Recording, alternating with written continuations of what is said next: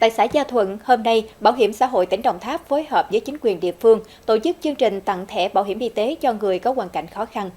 Hoạt động này hưởng ứng chương trình tặng thẻ bảo hiểm y tế cho người có hoàn cảnh khó khăn, mang Tết ấm đến với người nghèo Xuân Bính Ngọ do Bảo hiểm xã hội Việt Nam phát động trên toàn quốc.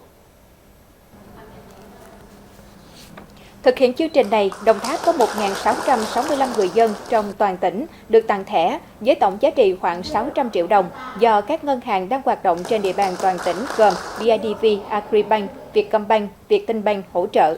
Trên địa bàn do Bảo hiểm xã hội cơ sở Gò Công quản lý có 200 người dân thuộc diện hộ gia đình, nông lâm, ngư, diêm nghiệp được tặng thẻ bảo hiểm y tế. Lãnh đạo Bảo hiểm xã hội tỉnh Đồng Tháp kỳ vọng chương trình nhân văn này sẽ lan tỏa tinh thần tương thân tương ái để củng cố thêm niềm tin của người dân về chính sách an sinh xã hội của Đảng và Nhà nước, hướng tới đạt mục tiêu mọi người dân Đồng Tháp đều có thẻ bảo hiểm y tế.